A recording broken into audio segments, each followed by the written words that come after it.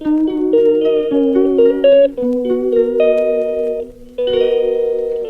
Hey everyone, देखिए मैं आप लोगों को 10 तक तो सुना चुकी हूँ, तो आज मैं करूँगी 11वां अध्याय। तो चलो स्टार्ट कर लेते हैं हम जल्दी से 11वां अध्याय। स्टार्ट कर लेते हैं हम 11वां अध्याय। 11वां अध्याय इस प्रकार है। इतनी कथा सुनकर शौनक ऋषि जी सूत जी से बोले, हे सूत जी, कृपा करके अब कार्तिक तथा तुलसी का महात्म्य कहिए। तो तुलसी श्री भगवान को इतनी प्रिय क्यों है? जब सूत जी बोले, हे ऋषियों, जो प्रश्न तुमने किया है यही प्रश्न एक समय राजा पृथु ने नारद जी से किया था। तब नारद जी ने राजा पृथु को जो कुछ भी बताया वही मैं तुमसे कहता हूँ।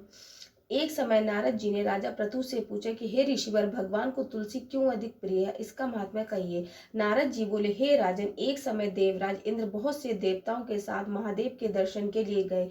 जब वे कैलाश पर पहुंचे तो उन्होंने एक बहुत बड़े विकराल और भयंकर आंखों वाले पुरुष को देखा। उसे देखकर इंद्र ने पूछा कि तू कौन है? भगवान शिव ने कहा, परंतु उसे कोई उत्तर ना दिया। एक बार पूछने पर उसने कोई उत्तर नहीं दिया तो देवराज क्रोध में आकर अपना वज्र उसे कंठ के दे मारे से उसका कंठ नीला पड़ गया, परंतु इंद्र का वज्र भी भस्म हो गया। फिर इस विकराल पुरुष की आंखों में एक प्रचंड अग्नि निकली। उसे देखकर ऐसा प्रतीत होता था मानो वह इंद्र सहित पूरे संसार को जलाकर भस्म कर देगा। यह कौतुक देखकर देवगुरु बृहस्पति समझ गए कि भगवान शिव की लीला है। अतः उन्होंने तुरंत इंद्र को दंडाकर झुकाया और स्वयं हाथ जोड़कर भगवान शिव की स्तुति करने लगे। हे देवादिव, हे त्रिपुरासुर और अकासुर नाश करने वाले, यज्ञ का फल देने वाले त्रिपुरारी, आपको नमस्कार है, नमस्कार है, आपको बारंबार नमस्कार है, आपको बारंबार नमस्कार है। हे ब्राह्मणों की रक्षा करने वाले देवादेव, आपको फिर से नमस्कार है। नारद जी बोले, हे महाराज पृथु, इस प्रकार पृथ्वी बृहस्पति जी की विनती सुनकर महादेव जी ने समस्त ब्रह्मांड को भस्म कर देने को आतुर उस अग्नि को स्थिर कर दिया। कहने लगे, हे देवताओं, वर मांगो, मैं तुम्हारी स्थिति सुनकर अति प्रसन्न हुआ हूँ। इंद्र का जीवन दान देता हूँ और बृहस्पति जी आज से तुम्हारा नाम भी जीव होगा। बृहस्पति जी कहने लगे, हे महादेव, यदि आप मुझसे प्रसन्न हैं तो इंद्र की रक्षा कीजिए और संसार को दग्ध कर देने वाले इस अग्नि को जो आपके नेत्रों से उत्पन्न हुई है उसे शांत कर दीजिए। सुनकर भगवान शिव बोले, हे बृहस्पति जी, नेत्र से उत्पन्न वह अग्नि अब वापस नहीं हो सकती, अतः अब हम इसे दूर फेंक देते। ऐसा कहकर भगवान शिव ने उस अग्नि को हाथ में लेकर दूर समुद्र में फेंक दिया। वह गंगा सागर में जा गिरी और एक बालक का रूप ले लिया और क्या करने लगी, तेज तेज से वो रोने लगी।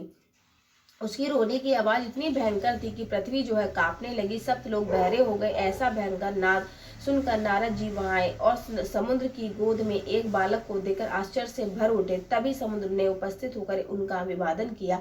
ब्रह्मा जी ने आश्चर्य से पूछा, बालक किसका है? तब समुद्र ने बड़े आदर से बालक को उठा कर ब्रह्मा जी की गोद में दे दिया। बालक है मेरा पुत्र है जो गंगा से उत्पन्न हुआ है, आप ही इसके जात कर्म कराइए। ब्रह्मा जी की गोद में जाते उस बालक को ब्रह्मा जी की दाढ़ी को पकड़कर उमेट दिया।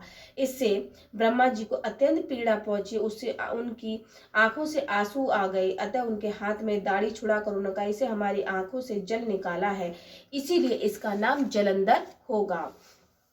भगवान शिव के अतिरिक्त किसी के हाथों में से नहीं मरेगा, क्योंकि इसकी उत्पत्ति शिव के अंश से हुई है। यह तत्काल ही युवा हो जाएगा। ब्रह्मा जी के वचन सुनकर बालक तुरंत ही युवा हो गया। तब ब्रह्मा जी ने दैत्य गुरु शुक्राचार्य को बुलाकर उनका राज्याभिषेक कराया और अंतर्ध्यान हो गए। इसके बाद समुद्र ने काल नेमि की कन्या वृंदा के साथ उसका विवाह कर दिया। वृंदा अति पवित्र अत्यंत सुंदर थी। परम सुंदरी वृंदा के साथ विवाह कर जलंधर प्रसन्नता पूर्वक दिन व्यतीत करने लगा। वृंदा उसकी हृदय से सेवा करती और सदा ही उसके सुख का ध्यान करती थी। वह पतिव्रता थी। जब भी जलंधर घर आता वह वृंदा उसे भोजन परोसती। हाथों से पंखा जलती थी, उसे पान अंध और आचमन अर्पण करती थी। वह अपने पति को नारायण समझकर उसकी सेवा करती थी। तो ये हो गया हमारा 11 अध्याय आज का पूरा।